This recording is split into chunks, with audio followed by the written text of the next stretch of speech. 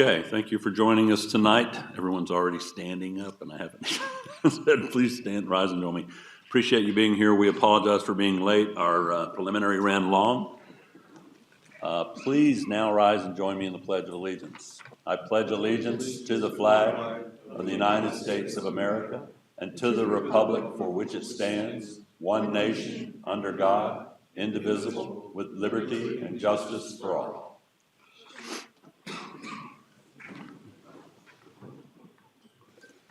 Comments of public interest. This portion of the meeting is to allow up to 3 minutes per speaker with 30 total minutes on items of interest or concern and not on items that are on the current agenda.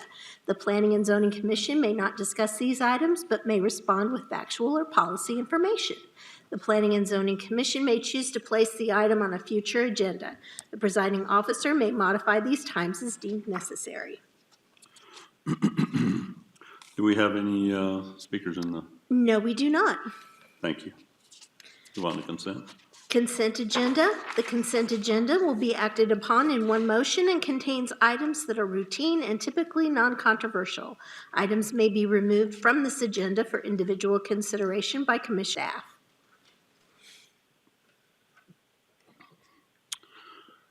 Would anyone like to remove an item from the consent agenda? Mr. Chairman, I move that we approve the consent agenda as presented. Second. Thank you. I have a motion by Commissioner Horn with a second by Commissioner Bronski to approve the consent agenda. Please vote.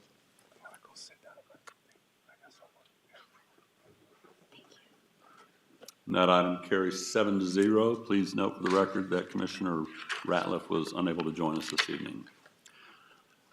Public hearing items. Items for individual consideration, public hearing items. Unless instructed otherwise by the chair, speakers will be called upon in the order registrations are received. Applicants are limited to 15 minutes of presentation time with a 5-minute rebuttal if needed. Remaining speakers are limited to 30 total minutes of testimony time with 3 minutes assigned per speaker. The presiding officer may modify these times as deemed necessary. Administrative consideration items must be approved if they meet city development regulations. Legislative consideration items are more discretionary except as constrained by legal considerations. Agenda item 1, public hearing, replat and revised site plan, Hood & Miller Edition, Block A, Lot 11R, mini warehouse, public storage, restaurant, and retail on one lot on 1.1 acres located at the southwest corner of 16th Street and F Avenue. Zoned corridor commercial with specific use permit number 387 for mini warehouse public storage. Applicant is the Yehud Group Limited. This is for administrative consideration. Good evening, Mr. Chair, members of the Commission. I'm Raha Pulati, lead planner with the Planning Department. Staff recommends approval of the replat and the revised site plan as submitted. I'm happy to answer any questions you might have. Thank you. Are there any questions for staff on this item? Seeing none, we'll open the public hearing. Do we have any speakers on this item? No, we do not. Thank you. All right, we'll close the public hearing. Confine discussion to commission. I move we approve this, the replat and the revised site plan as submitted. Second. Thank you. I have a motion by Commissioner Bronski with a second by Commissioner Ali to approve item 1. Please vote. That item carries 7-0. Item 2. Agenda item number 2, public hearing, replat and revised site plan. Villas of Middleton Phase 1, Block E, lots 33 through 39, and lots 1X and 6X, and Block F, lots 34 through 38, and lots 2X, 12, and 2X. 12 single-family residence attached lots and 3 common area lots on 1.0 acre located at the southwest corner of Hamilton Street and Reeves Lane. Zone plan development 495 single-family residence attached and located within the 190 Tollway Plano Parkway Overlay District. Applicant is Plano Parkway Investments, LP. This is for administrative consideration. Good evening, everyone. My name is Katja Copeland. I'm the senior planner with the Planning Department. Staff recommends approval of the item replat and revised site plan as submitted, and I would be happy to answer any questions.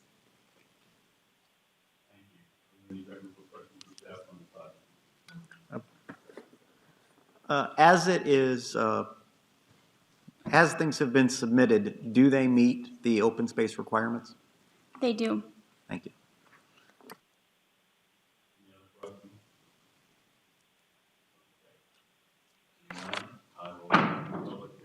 Thank you, Katya. Do we have any speakers on this item? Yes, the applicant, Jim Briscoe, would like to speak. Okay. Mr. Briscoe?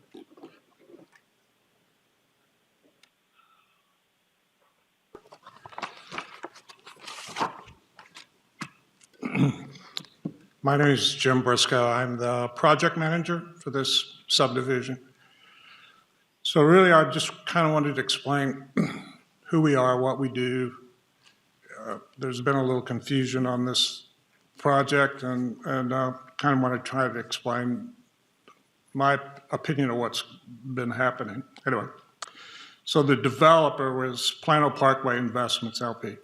We only develop lots. We only do horizontal development. We don't build houses. We don't market houses. We just develop lots. Plano Parkway Investments is not related or affiliated in any way with the builder, Megatel Homes. All marketing of the homes is the sole responsibility of the builder. The only relationship that we have with the builder is a contractual relationship where we sell them developed lots.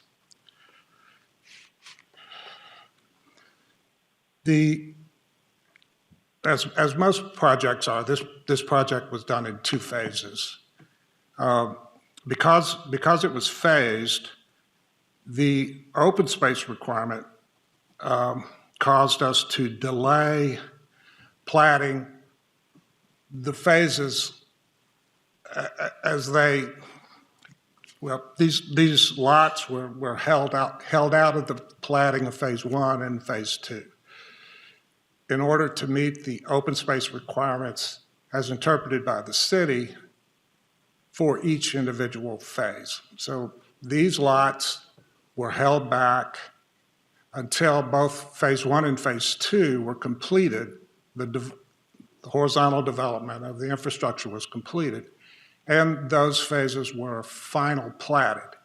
At that time, then we could final plat these 12 lots. Up until the time, really up until tonight, these lots were required to be classified as open space because they, at that point, until both plats were filed, they were serving as open space. Let's say we developed phase 1, but we never started phase 2. That didn't happen. We've developed both of them. But for instance, then part of this space would have served as open space for phase 1. So that's how it came to be. A little bit of the history. A preliminary site plan showing this subject area as lots, as residential lots, was unanimously approved by P&Z on April 6, 2015. Subsequently, construction plans for sewer, water, paving for both phase 1 and 2, including these 12 lots, were approved by the city. And water and sewer laterals have been extended to all 12 of these lots.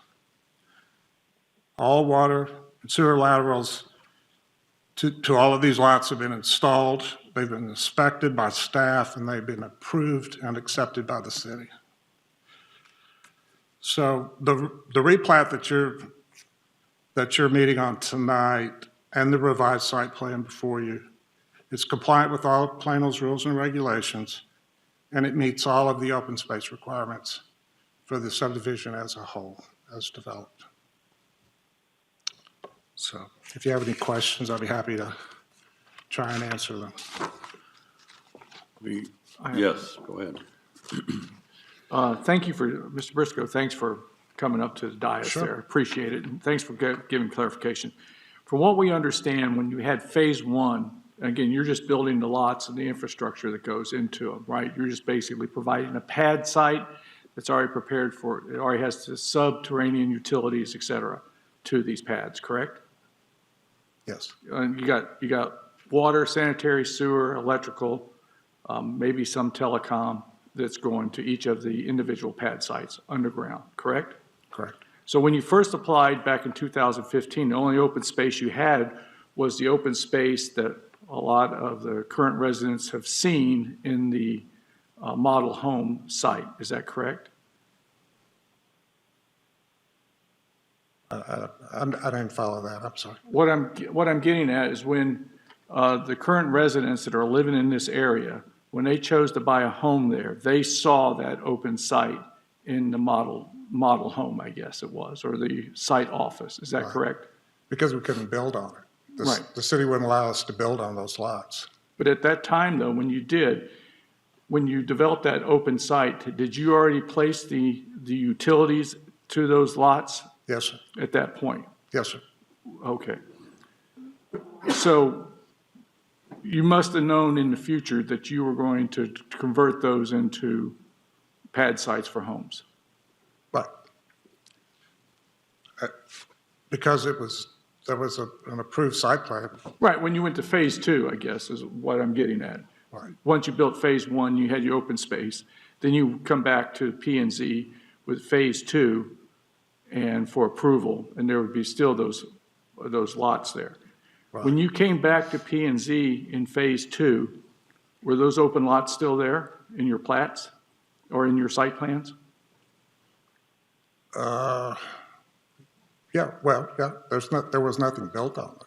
There's still nothing built on. But I guess what I'm getting at is when you went to phase two in your preliminary site plans, came back to P and Z for this approval, were those lots still open as open lots? Yes, Okay. And now you're coming back to us again, taking those open lots in place and you're going to put them as pad sites. That's what you're applying for today. correct. Okay, thank you. Because we were not allowed to plat them. And we couldn't final plat them until such time as phase one and phase two final plats were approved and filed of record. Then we could come back, which is now, then we could come back and file a final plat for these 12 lots. Final plat plus a preliminary site plan for those Yes. final lots. Yes. What I guess I'm getting at is, you always had the plats, but it's getting back to the, when you went to phase two, your site plan, preliminary site plan, had those lots where these 12 are. They were, it was still open space, correct? In phase two? Yeah, And now you're adding on to phase two, if it's 2A or whatever we're calling it. And so you're basically taking open land and placing it as home sites. Right. Got it. Okay, thank you. Commissioner Stone. Yes, thank you. Who owns these 12 sites and the extra dirt around them today? Do you still own them or does Megatel own them? these lots, Yes, we own them. the dirt. You haven't transferred these lots to Megatel We at this can't, point? we can't. They won't purchase them until they're final platted, until they can actually pull a permit to build a house on them. Okay. Have you had occasion to meet with some of the homeowners in the neighborhood that are concerned about the fact that they're going to have new neighbors next to them that they didn't expect? I didn't know about any of this controversy until, I don't know, until we filed this, about a week ago maybe, or less. So, no, I have not met with them. Do you still maintain a job shack on the property somewhere? Do you have a job shack on? I don't, no. You do not? Megatel might. Okay. We don't have, you got to separate us. We I have under- nothing, I we have understand. nothing to do with Megatel. I understand. To your knowledge, does Megatel have a job site, shack? I think they do in the back north very north corner back there. Okay, but you do not have a physical presence on the site at all at this point? Sir? You don't have a physical presence, a shack on the site at this point? No, sir. So there'd be Never no- ha- We there'd never be- have. You never had it, okay. Okay, thank you. Are there any other questions? Okay, thank you, sir. Sure. Are there any other speakers? We do. We have Gail Smith.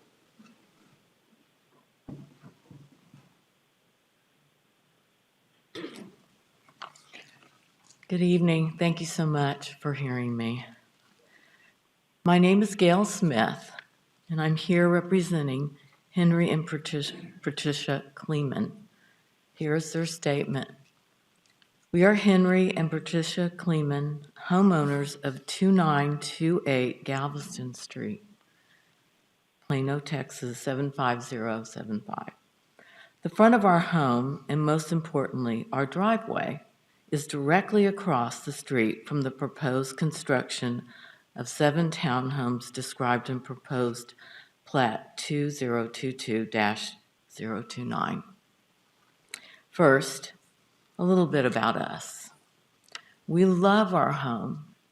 We engaged early on in the sales process with Megatel. We selected the specific wood floors and cabinets and countertops that we get to enjoy every day. Patricia has an herb garden with rosemary, oregano, and basil. Henry drives a 2010 Dodge Ram that we jokingly refer to as Big Blue. Several years ago, we decided to downsize.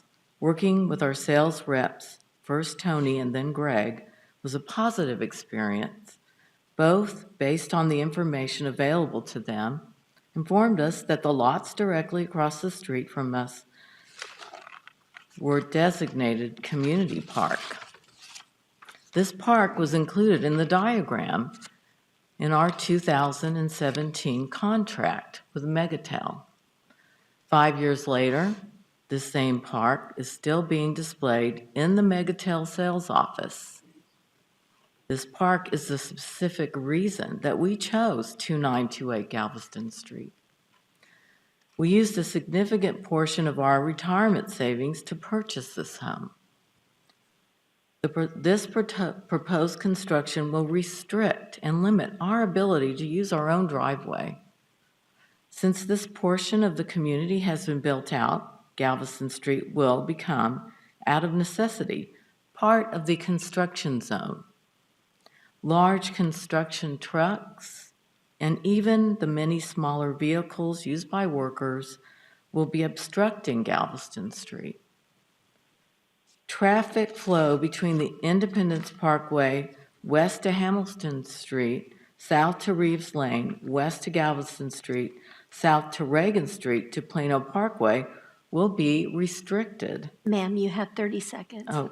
Limiting access for ambulances, fire truck, police, Encore, Atmos Energy, United States Postal Delivery Services, garbage and recycling. Henry is a small business owner, and Patricia has worked for decades in information technology. All we want is the quiet enjoyment of our home, the right to enter and exit our driveway and neighborhood freely, unrestricted, the ability of our guests to park when they come over for dinner, hopefully never needed, the ability of an ambulance or fire truck to reach our home quickly, and a Ma'am, peaceful... you've exceeded your 3 minutes. Thank you so much. I appreciate you hearing me. Thank you. Thank you. Next, we have Mason Smith. First of all, I'd like to thank you, commissioners, for your service. You do a wonderful job, and I'm proud to live in Plano. It's a great community. Thank I you. want to draw your attention to a handout I put in front of... Oh, excuse me. My name is Mason Smith. I live at 2908 Galveston Street. Thank you. Wanted to bring your attention to a handout. I've spoken with a number of the residents of the community and have documented their concerns in this handout. But for my speaking part tonight, I just want to make really 2 points. One of the largest concerns would be emergency vehicles needing to go down Galveston Street.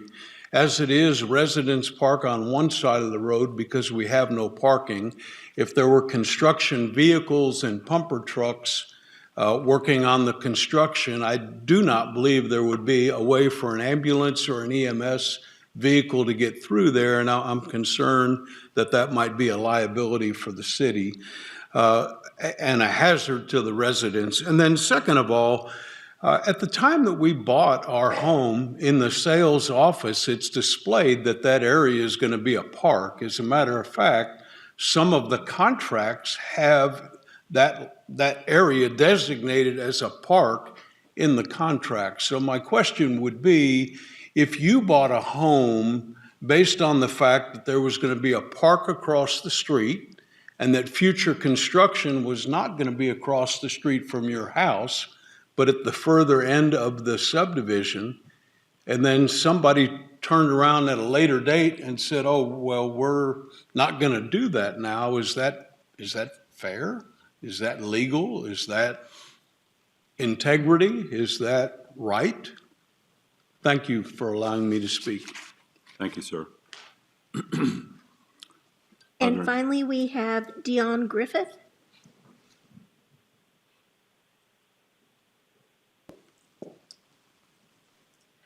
Good evening, Commissioners. I am Dion Griffith. My address is 2944 Galveston Street, Plano, Texas, 75075. My family and I purchased our townhome. We started the search in April of 2019.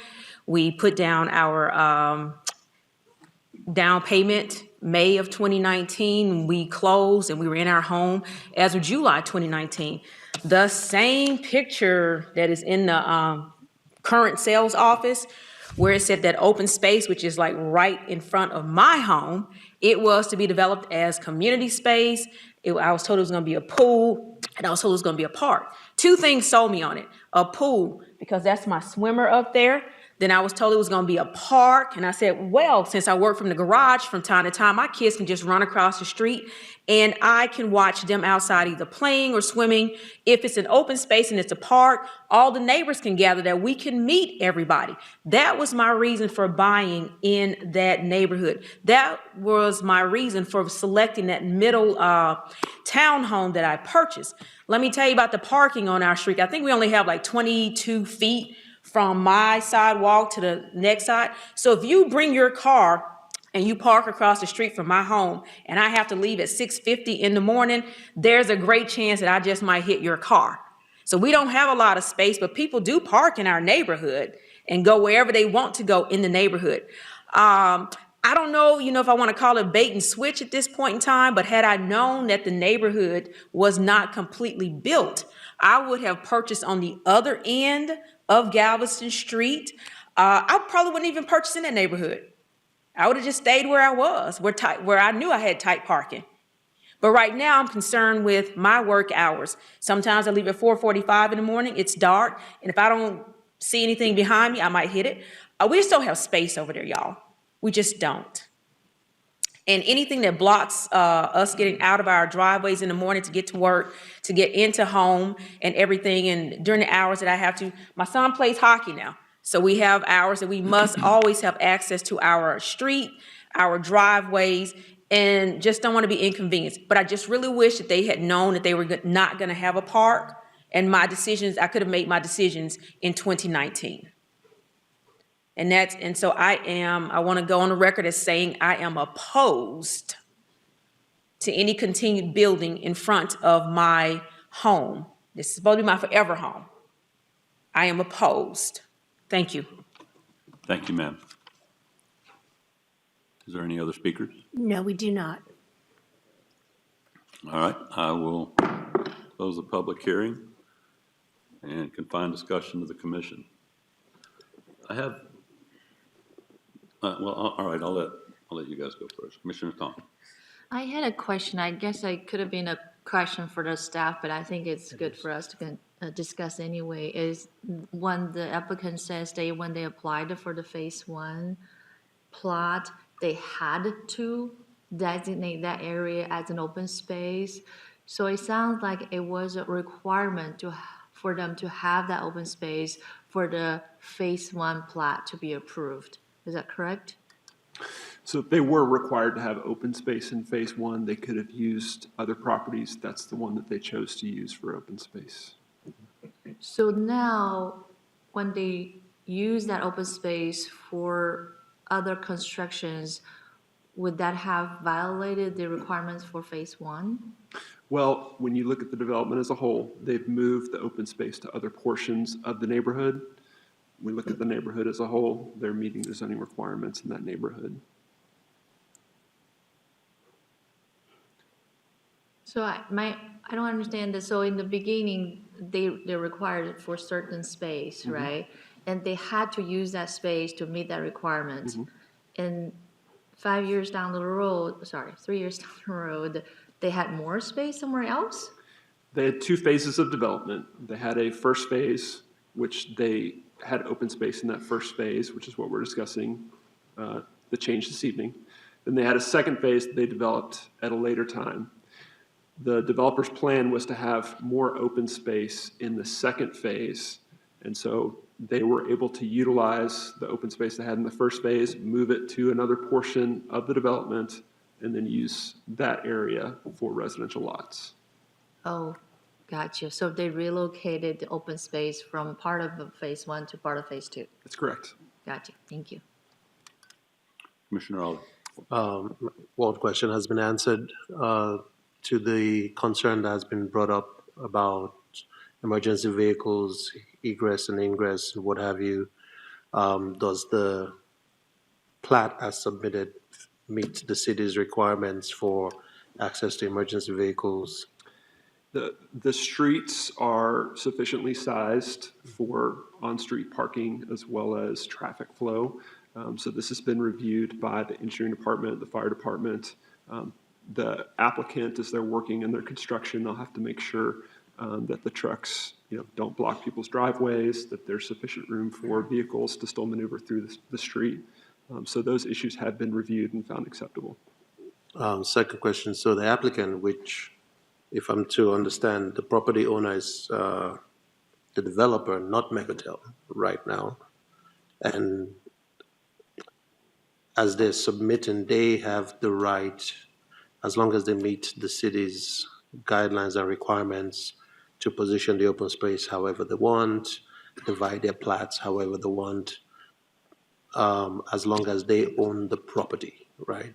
This is not Megatel separate from, I forget the name of the applicant right now, but does that make sense?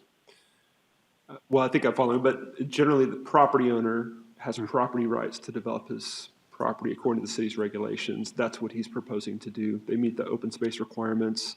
This area is not needed for open space to meet the city's requirements, so they're proposing to develop it or to sell the lots to Megatel for development. Commissioner Stone.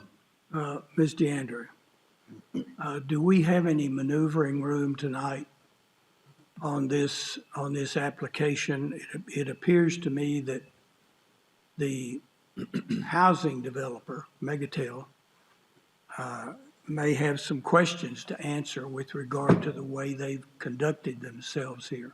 Do we have any maneuvering room with this applicant who is principally working on the dirt? Right, so the situation with what you're doing tonight is you are only able to enforce city regulations that are on the book that control the site plan and the replat. So, for example, if the plat before had designated this property as park, and then they weren't going to do that, that would violate a city ordinance, city rule. You would have control. But that's not what's happened here. Instead, it sounds like there's disagreement based on representations other people have made. I don't know if there's breach of contract actions. I don't know what might be out there privately, but you don't enforce that stuff. You can't vote on this based on whether you think unjust things have happened to people. It's only about whether this meets the city's requirements for platting and site plan So approval. the 12 lots are basically approvable and must be approved as they stand. Right, your discretion is only if a city ordinance is being violated, then you don't have to approve. Otherwise, your duty is to approve. Okay. Because their property rights allow them to move forward this way. Doesn't mean there aren't problems that you guys can't solve a different way. It's just you don't have the power to solve it. You're debating, Mr. Bronski. I am, why not?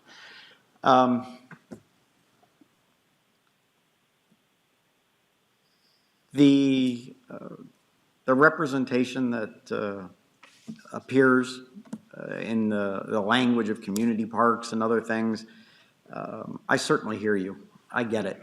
But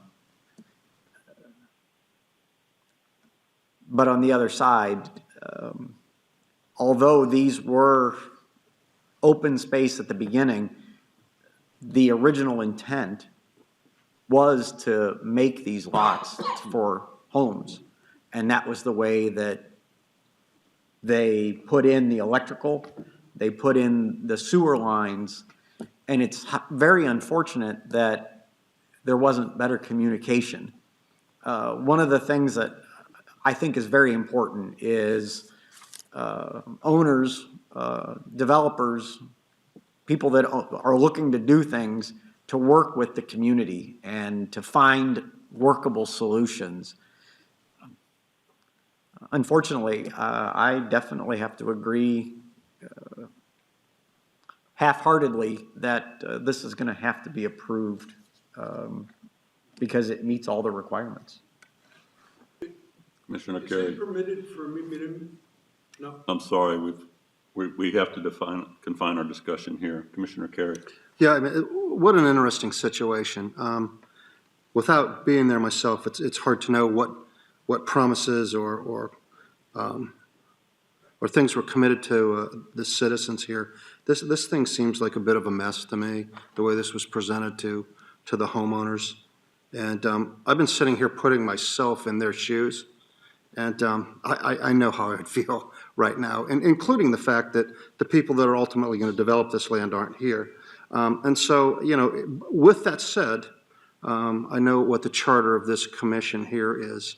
I wish at times we had more latitude in doing things, but in many instances, regretfully, we don't.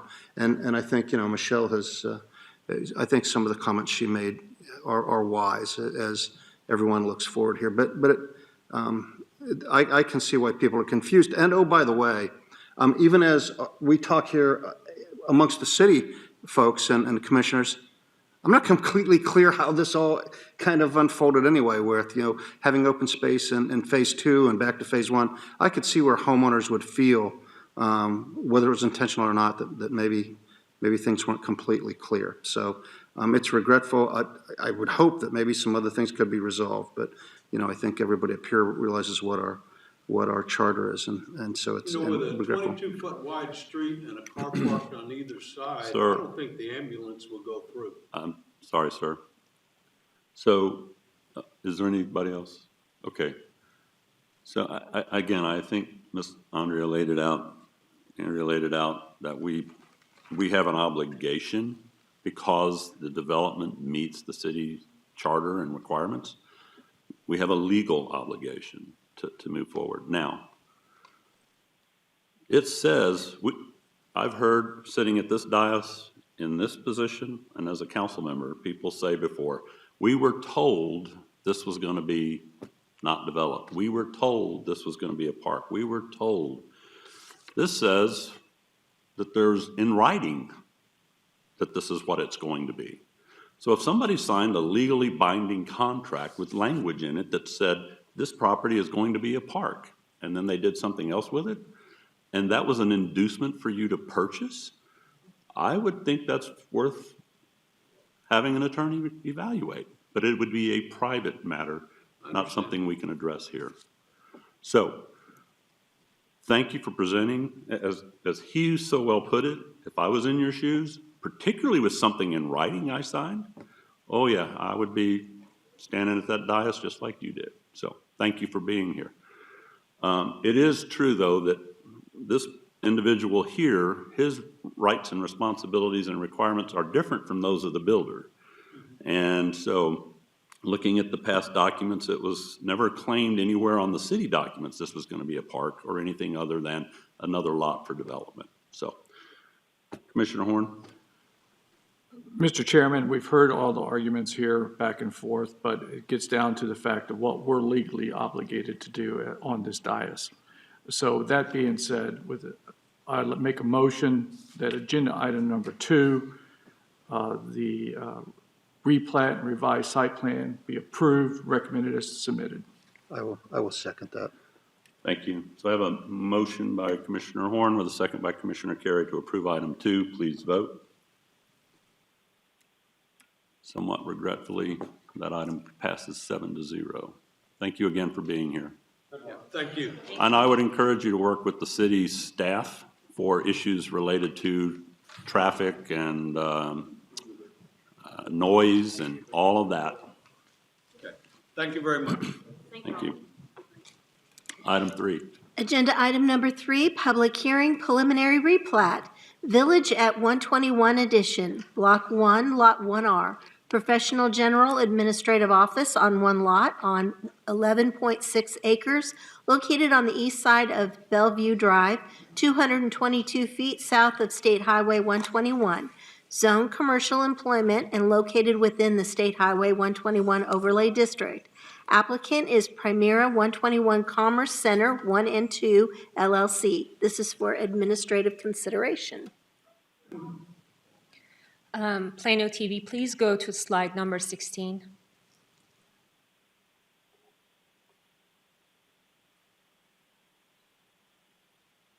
There. Whoop. Oh, keep going. Thank you. Staff recommends approval of the preliminary replat subject to, additions and/or alterations to the engineering plans as required by the engineering department. I'm happy to answer any questions you might have. Thank you. Any questions for staff on this item? All right. Thank you very much. I'll open the public hearing. Do we have any speakers on this item? No, we do not. Close the public hearing. Confine discussions to commission. I move we approve this, subject to additions and alterations to the engineering plan as required by the engineering department. Second. All right. So we have a motion by Commissioner Bronski and a second by Commissioner Tom to approve item 3. Please vote.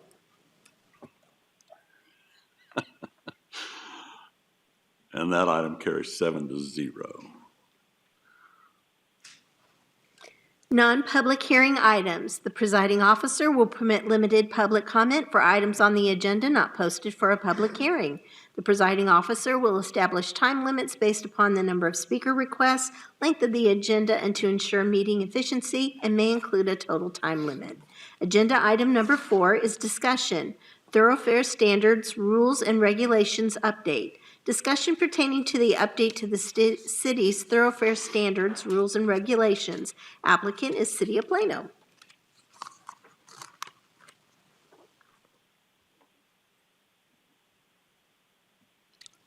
Good evening. My name is Jason April. I'm the Senior Mobility Planner with the City of Plano. The Planning and Engineering Departments are working to update the city's thoroughfare standards, rules, and regulations, known simply as the Thoroughfare Standards. This document regulates the minimum standards for the design and construction of streets, sidewalks, and other roadway design elements within the city. This includes technical specifications for items such as street curvature and alignment, the intersection design, the driveway access control, turn lane requirements, median openings, visibility triangles, and many other technical requirements. This was last updated in 2009, and the city has contracted with Kimley Horn and Associates to assess the existing thoroughfare standards and develop a new transportation design manual that incorporates the latest national best practices for street design and multimodal infrastructure, and recommended updates to advance the city's transportation goals. The purpose of this agenda item is to present an overview of the existing thoroughfare standards and to discuss the purpose of our update. It is anticipated that this effort will result in necessary changes to related ordinances, such as the zoning ordinance, subdivision ordinance, and comprehensive plan, to ensure consistency and functionality among the various documents. And this all might sound a little bit familiar because, as we discussed at the October 7th Commission meeting, associated updates to the Downtown Business Government BG and the Urban Mixed-Use UMU setbacks will also be presented as part of this effort. And so final adoption for this whole process is right now slated and anticipated for spring 2023. The design standards for city streets are defined through two main documents. The first is the thoroughfare standards, the main document that covers the technical details of street design. The second component is the thoroughfare plan, a map that is established in the comprehensive plan. The thoroughfare standards govern the technical design of various street design elements, and the cover of the thoroughfare standard document is on the PowerPoint. They include street dimensions such as minimal horizontal and vertical radius, intersection design, travel lane widths, median widths, left turn lane requirements, alley and service road standards, sidewalk locations and dimensions, and visibility requirements. The thoroughfare plan map, which is on the PowerPoint, shows the locations and alignment of existing and future major roadways in Plano. A set of accompanying cross-sections provides the size, number of travel lanes, median and parkway widths, and associated dimensions for each type of roadway. On this slide are the cross-sections that are presented in conjunction with the thoroughfare plan map, and you can see the cross-sections for each functional class type, from type A freeway all the way down to local G residential. And A through F are shown on the thoroughfare plan map on the previous slide. And the cross-sections show the right-of-way widths, the number of travel lanes, etc.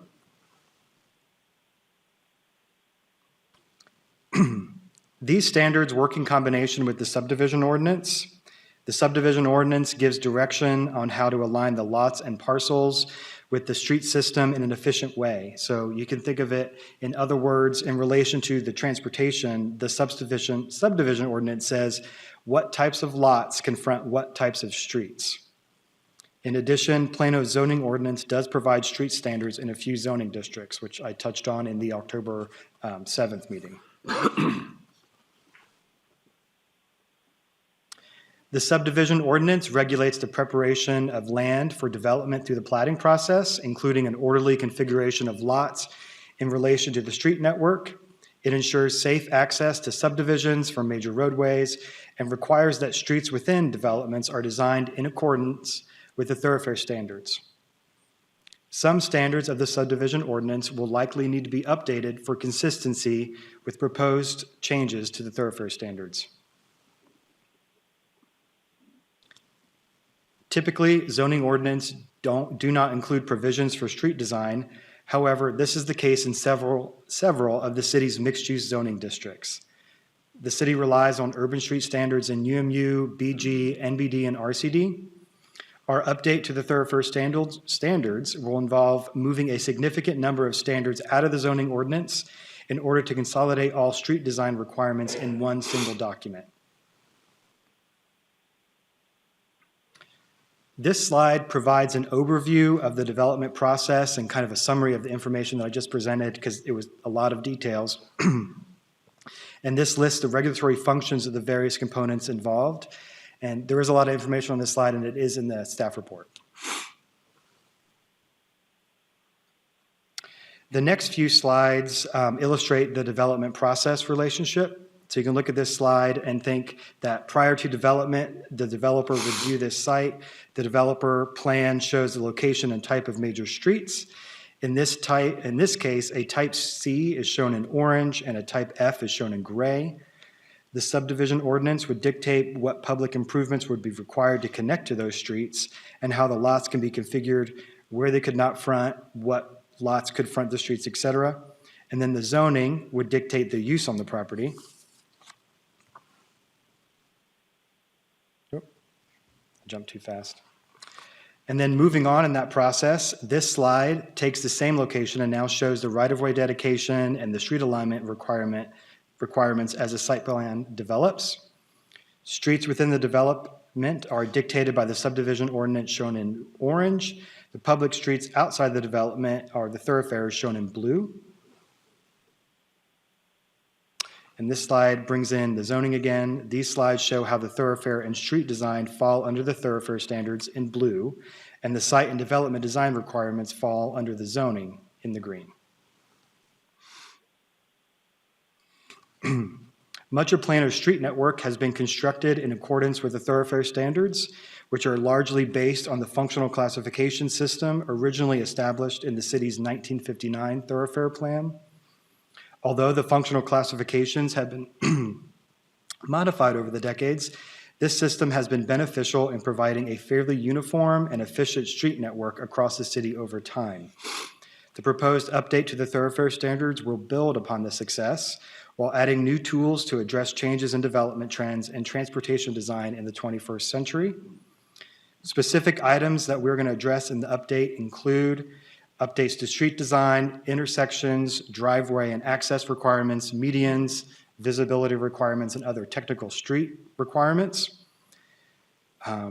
We're going to address context-specific standards, so this will provide new tools to provide design parameters to various contexts, and that will be guided by the comprehensive plan.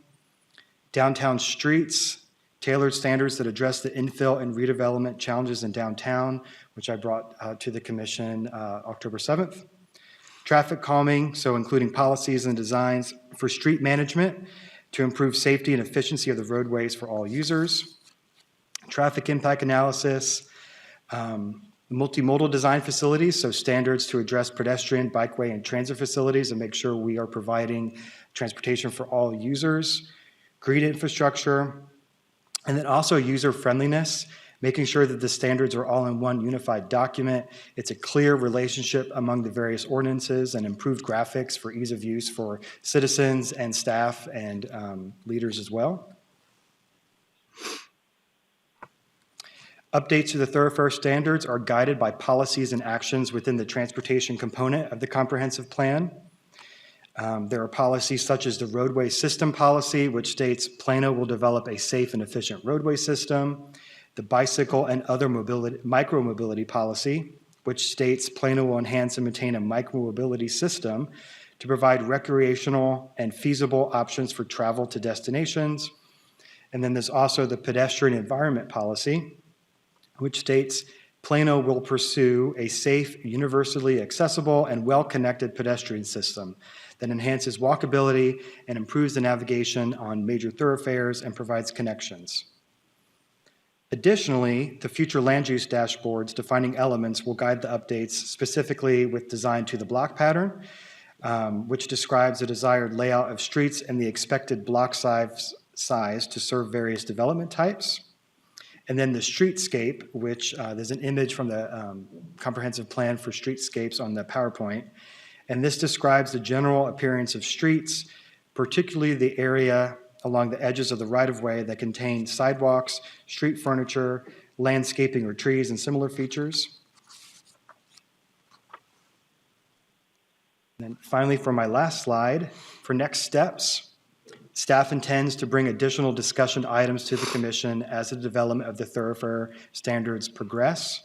Future topics will include the street framework, and that's the introduction of the context-sensitive design considerations, so bringing in a context-sensitive solution to our streets.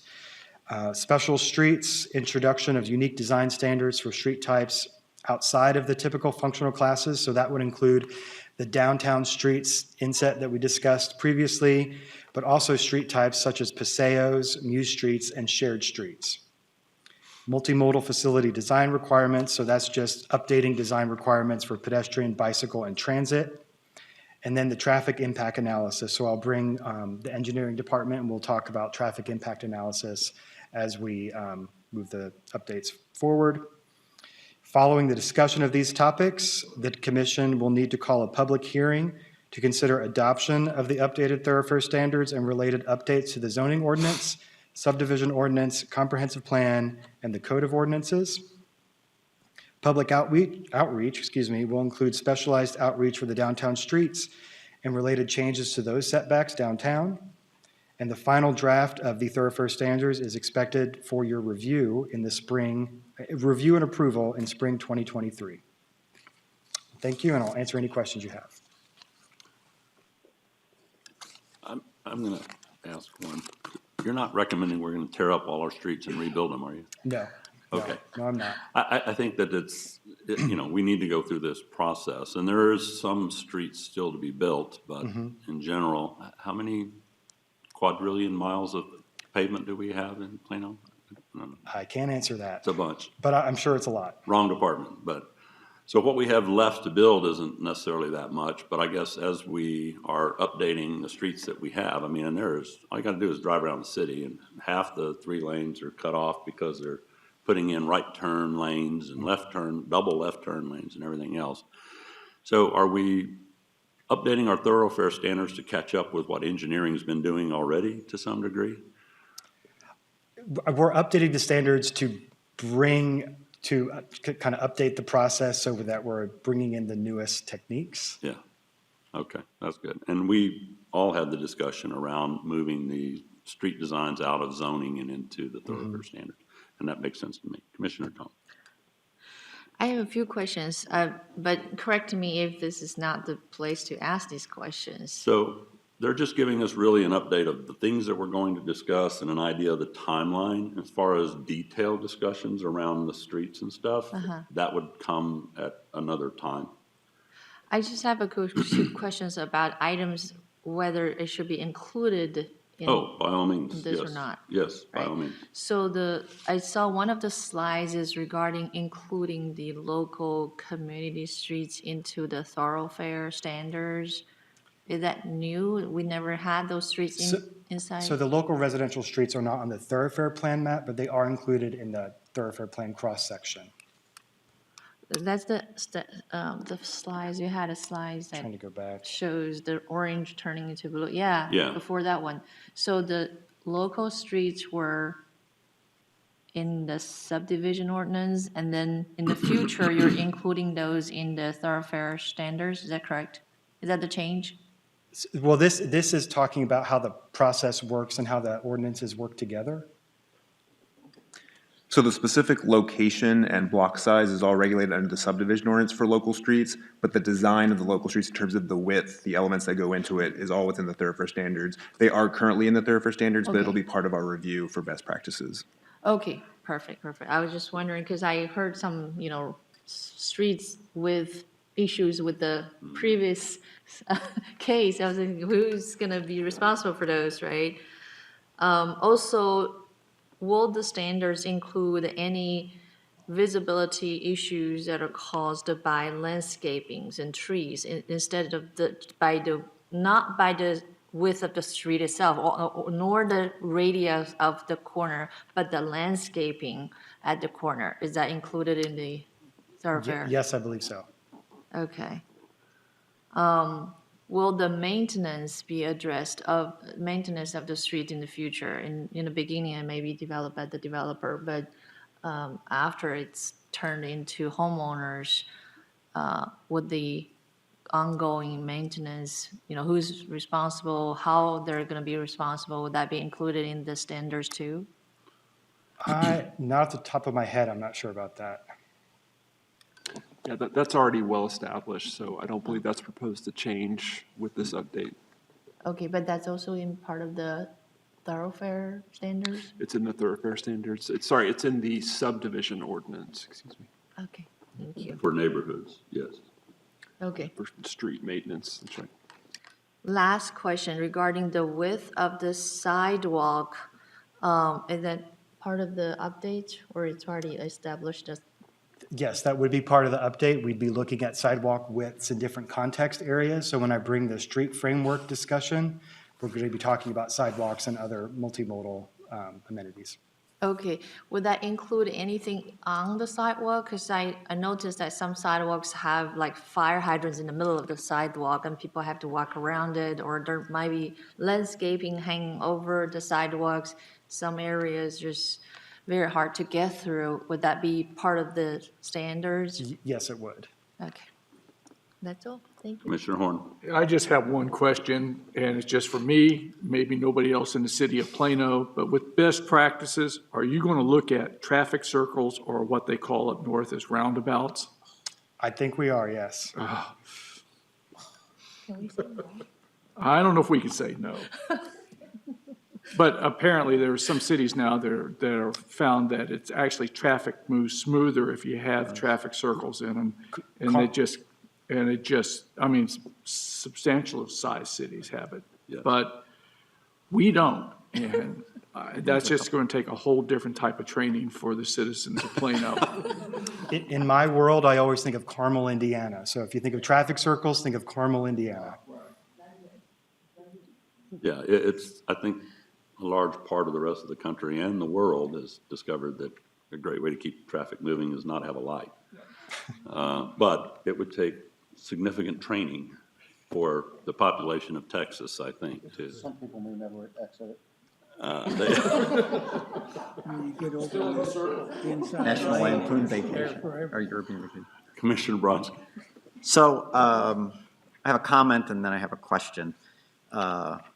I have to say, when I read the report and it says the updates to the thoroughfare standards are guided by principles and actions within the transportation component of the comprehensive plan and by the future land use dashboard, desirable character defining elements, it warms my heart. Thank you so much for working with all of the effort that the city has gone through to get that. It certainly shows that the staff puts in a lot of time and a lot of effort to listen and to hear what the citizens want. My only question was, I think it was the last meeting, but I could be wrong. We had some conversation about unmanned air taxis as far as transportation. Is that going to be any part of this as well? Not that I'm aware of. No, that is currently not in the slate of topics that we're looking at with the thoroughfare standards. Okay, so we probably need to, if we're going to talk about that at some point, we probably need to figure out what we're going to do about it. When I heard multimodal, that was kind of, it reminded me of that. But other than that, I just want to say thank you very much. You guys do a fabulous job. I'm very proud to live in Plano with the incredible staff that we have that takes serious the time and effort the citizens put in. And the last thing you commented on was about seeking input. 1.6 of the Plano Today, part of the comprehensive plan's guiding principles, talked about proactively seeking input and updates that when needed from the public.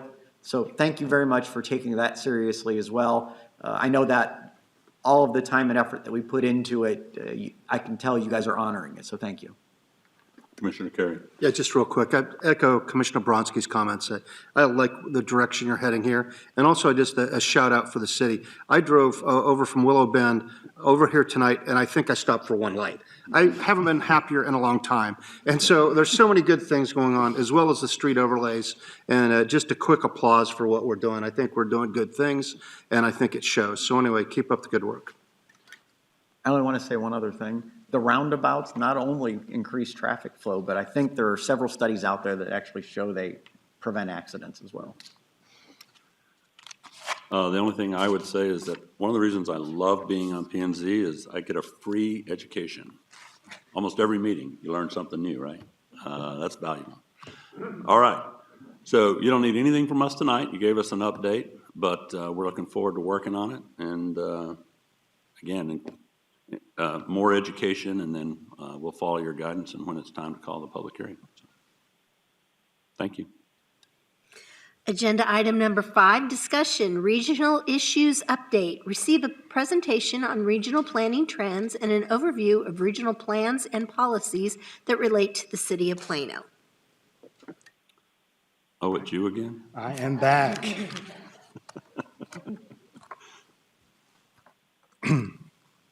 So good evening. My name is Jason April. We haven't met in a while. I'm the Senior Mobility Planner with the City of Plano. The Dallas-Fort Worth area is one of the fastest growing regions in the United States. Plano, we're the 4th largest city in the region, and we're a leader in addressing regional issues related to growth. The regionalism pillar vision statement of the comprehensive plan references Plano's position as a key leader and innovator in the region.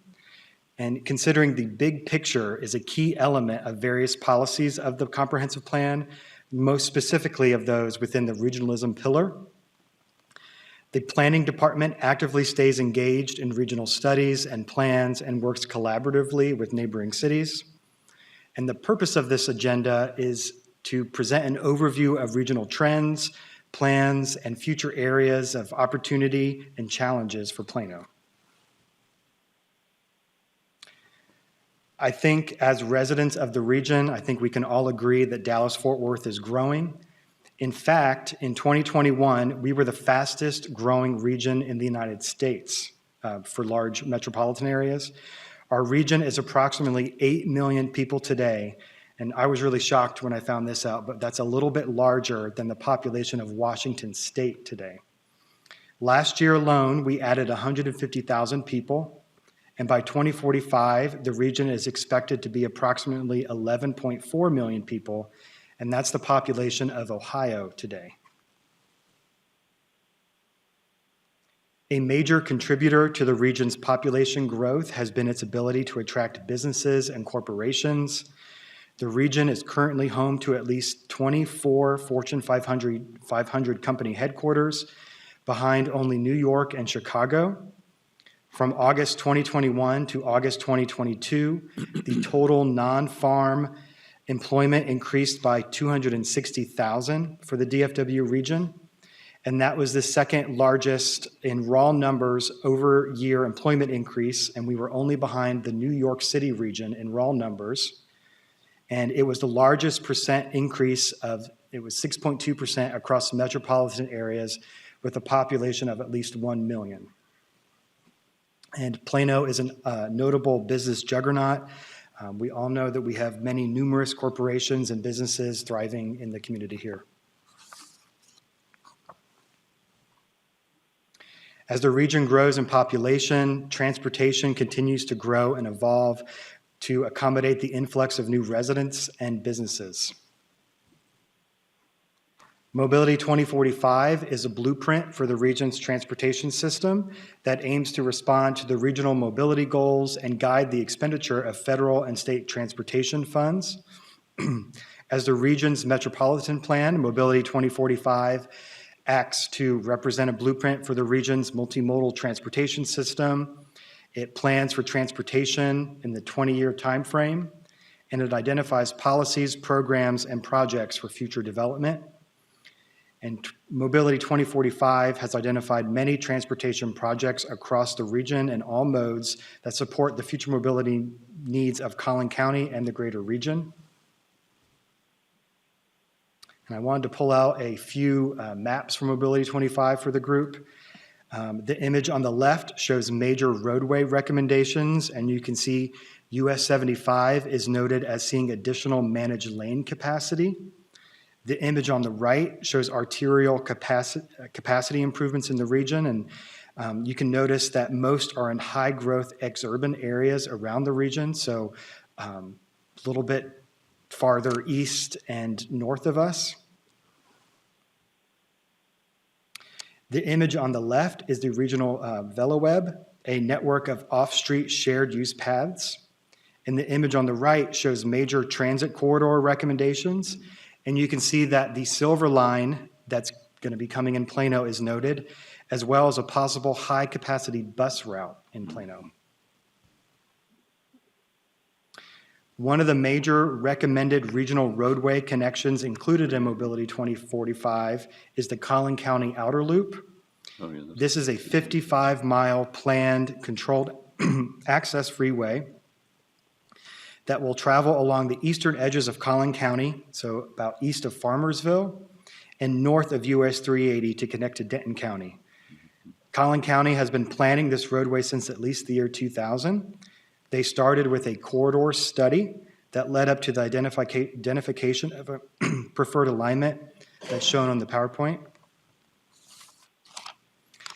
And while the roadway will not directly intersect with the city of Plano, it will certainly bring a new major freeway into Collin County. And the outer loop is being developed in 5 segments. And the first section of the roadway is constructed between State Highway 121 and US 75. So up toward where the Buc-ee's is on 75, and that opened in 2021. Outside of traditional roadways, the planning department also monitors efforts to bolster active transportation across the region. And so active transportation refers to human-powered transportation and low-speed electronic assist devices. So you can think of pedestrian activity, bicycle activity, e-scooters, and many other modes. The planning department represents the city of Plano as a member of the Bicycle and Pedestrian Advisory Committee, and that is part of NCTCOG. BPAC, the Bicycle and Pedestrian Advisory Committee, was assembled to provide technical expertise, and it reviews regional bicycle and pedestrian plans.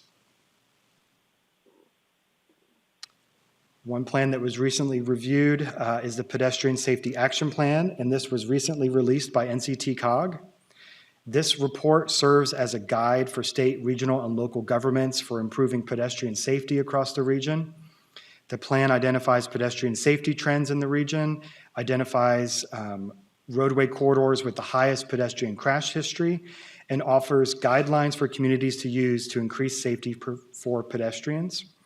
And as I reviewed that report, I found that there were 4 corridors in Plano that were identified as focus areas for pedestrian safety improvement. The first is Archerwood. That is along the DART rail station at Parker Road. Legacy Drive between Corporate Drive and Hedgecox Road. 15th Street, that's Columbia Place, which that road is just west of 75, and it connects and then to P Avenue. And then 14th Street from US 75 to Shiloh.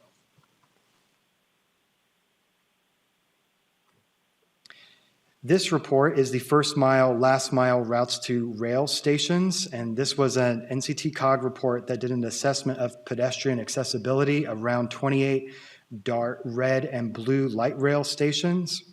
It looked at the condition of nearby streets, sidewalks, and bicycle routes. The study detailed pedestrian infrastructure needs within a 1/2 mile radius of the station, and they also looked at Parker Road Station and downtown Plano Station. And this next slide is the recommended improvements for Parker Road Station, and then they also did the same for downtown Plano Station. And if you'd like, there's a lot of information here, but the link provided in the staff report should take you to this. This was toward the end, toward the appendix. Transit is an integral component to transportation planning in a region.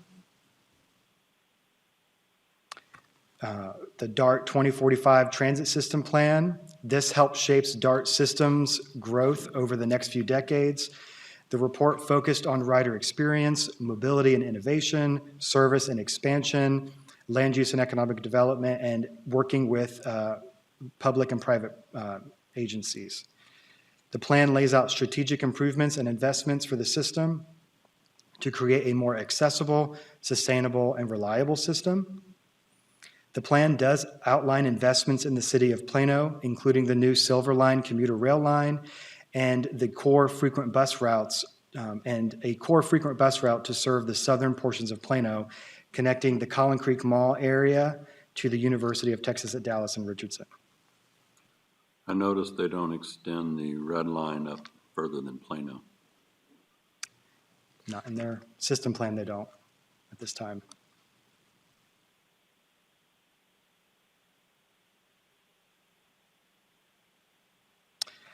In the summer of 2020, DART completed an overhaul of the bus routes across the system. This goal was to provide better connections and to reduce wait times for riders. DART expanded hours and increased frequency on many routes. They also removed underutilized stops to provide faster service and provided more shelters with lighting and benches, among other updates. And you may have seen DART Zoom in Plano. They did announcements and they covered stop transit signs to let riders know. So those were, I remember seeing them a lot in Plano for quite a while, letting riders know that the bus routes are going to be changing. And GoLink zones, these are DART's on-demand response service solution that allows passengers to request a ride anywhere within each specified zone and provides connectivity to nearby DART stations or transit centers. These zones typically serve areas with lower passenger demand where a fixed route might not be needed. And Plano has some of the most significant coverage served by GoLink zones in DART's system. And most areas that are not served by a fixed route bus network was given a GoLink demand response zone.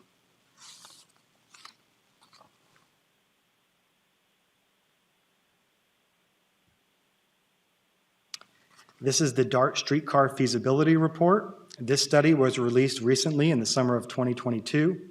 It aimed to identify potential streetcar opportunity areas within the DART service area, and it defined corridors to connect existing or future transit supportive land uses and to provide a framework for that implementation of a streetcar. The report found multiple potential corridors in the DART area, and there were 2 in Plano that they recommended as long-term potential streetcar corridors. The first is in the Legacy West area, and there was also a route which is on the map to connect downtown Plano and the new Silver Line commuter rail station at 12th Street to the Collin Creek redevelopment site, and you can see that on the PowerPoint.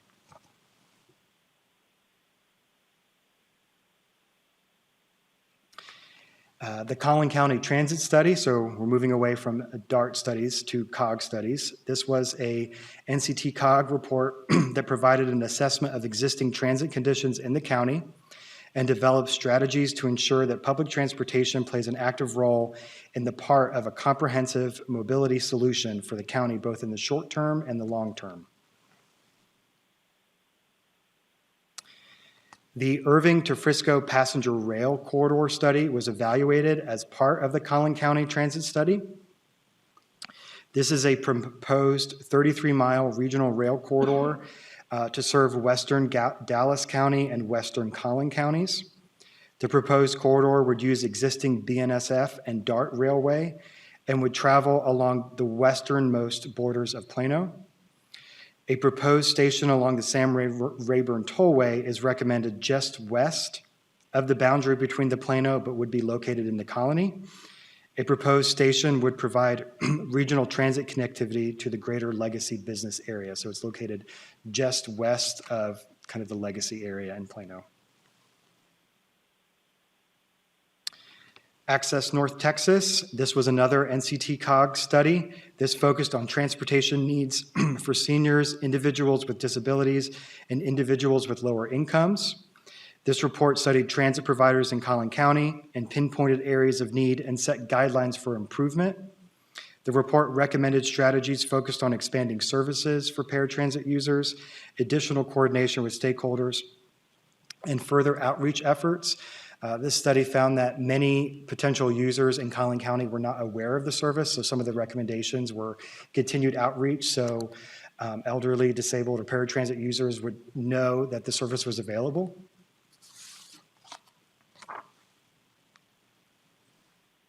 And then the last item I'll discuss are regional development trends. The Planning Department represents Plano at the Land Use and Transportation Task Force, and this provides a forum for North Texas local governments to discuss best practices for the interconnection of land use and transportation plans, policies, and regional projects. These meetings focus on the complementary influence that land use has on the transportation system and how transportation shapes the development and design of land uses. NCT COG leads a variety of parking management activities to achieve a more efficient transportation system in the region. They recently began the development of a regional parking database. Their goal is to increase local knowledge of observed parking demand and to provide guidance for the development of parking management codes. This study, the Regional Parking Utilization Database, is currently ongoing, and they will focus on determining optimal parking ratios across the region and to help reduce oversupply of parking in areas that may be oversupplied. And my last slide, transit-oriented development. NCT COG has recently executed a grant with the Federal Transit Administration to start planning for TOD around DART's Silver Line corridor stations. The goal is to advance equitable and connected TOD, transit-oriented development, opportunities at regional rail stations, including the stations coming to Plano. The study will focus on analyzing pedestrian and bicycle connections to the stations, parking data, and parking policies and land use policies that support increased workforce housing and job access. We will be working with NCT COG directly on this effort, and it's expected to begin in the coming months. And that is a very, very high level view of all the regional transportation and population trends in the region, and I'd be happy to answer any questions that you might have. A lot of different groups working on the same issue. Yes.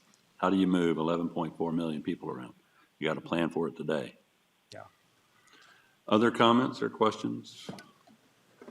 Yes. I have two questions.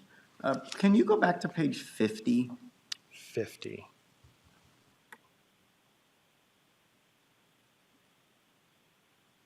This may sound dumb. What's a road diet? That's a good question. Road diet, basically you can take a 4-lane road into a 2. It helps slow traffic down. That's basically what a road diet is. They use it in areas where they're trying to increase safety, encourage bike lanes. Traffic calming, okay. Traffic calming. Okay. My second question, I was looking through the Mobility 2045 study, and I noticed that the aviation policy program, and I sound like I'm harping on this, they talk about coordinating unmanned aircraft as far as mobility, and they go through they talk at length about the importance of, as we move forward, to be considering that not only for taxis, but for first responders and things like that as well. And I just think that if we're going to be forward-looking, we should be incorporating things like that into our directionality and into our thinking as we look to Plano 2050. Thank you, Commissioner Ali. More of a comment more than anything. Lots of great studies. I wonder how quickly these studies will turn into actionable plans, because that 11.4 million is right now. It's knocking at our doorstep. The question I had, the GoLink service is meant to serve areas where the bus routes are not established. If there's a preponderance of people using the GoLink service in a certain area, is there some trigger that establishes a bus route in that area? I think DART is always looking at need for a bus, if there's need for a bus route, but from what I understand, the GoLink zones in Plano are doing quite well. But if there is need, I think DART would be open to adding more. And I know this wasn't in my studies, but I have seen DART is planning to kick off a bus service improvement plan. In the future, I forget the details of that, but I'm sure as they're looking at bus routes, there's a recommendation. Okay. They would discuss it. And would love to see some shovels in the ground, as somebody who was drawn here by one of those Fortune 250s you talked about. Yeah, the 11.4 million is here. It's, I mean, next year, I don't think it's 2045 or whatever. It's in 5 years. Anyone else? Thank you very much. Thank you. We appreciate the presentation. Okay, I think we're on to item 6, which would be, Items for future agendas. does anybody have anything they'd like to add? Okay, seeing none, we are Well, adjourned at I'd like to 8:20. add something. I'd like to add something. Wait a minute. You jumped there, Mr. Chairman. Today I is. did, yeah, sorry, I'm distracted. He's distracted. Commissioner Horn. Today is the last commission meeting of Mr. Arthur Stone, and I personally want to thank you because you've been here since you were here when I got here, and I learned a great deal from you, Art. So I appreciate what you've done for the city, and I hate to see you go, but you're on to bigger and better things, I suspect.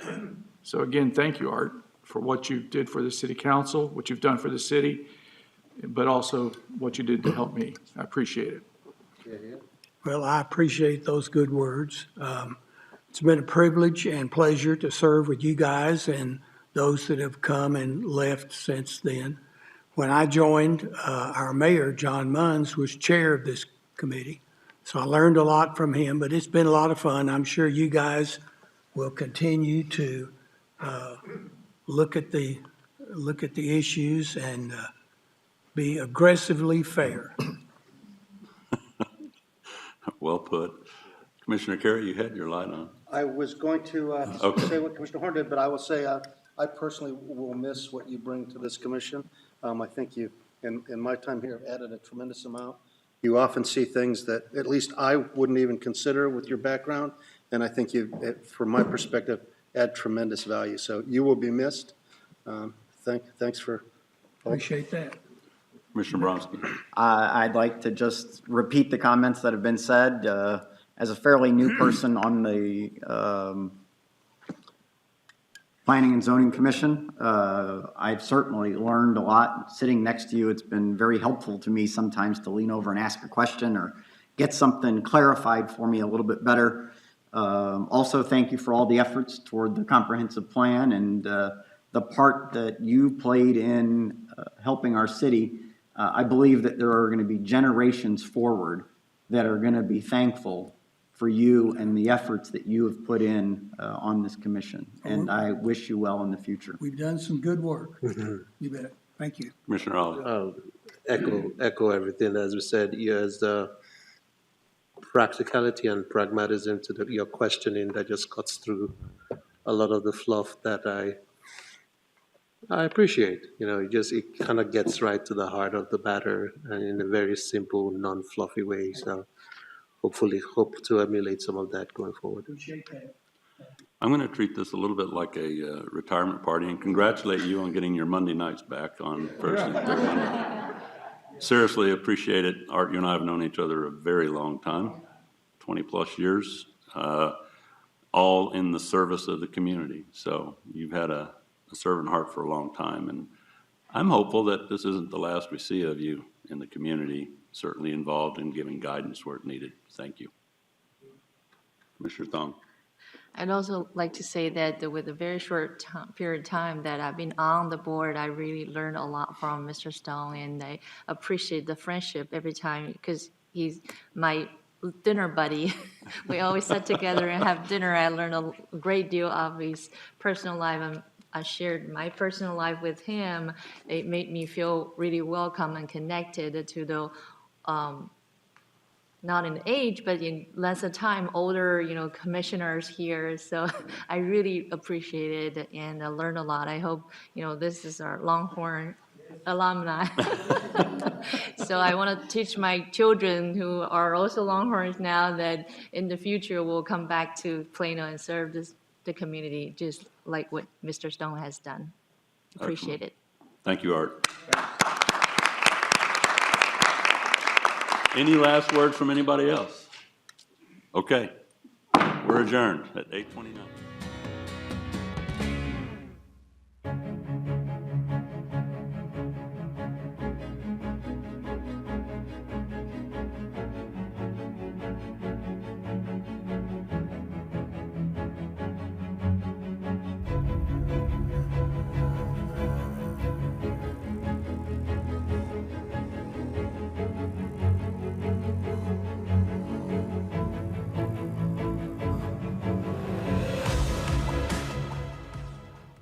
started running in 1986 after a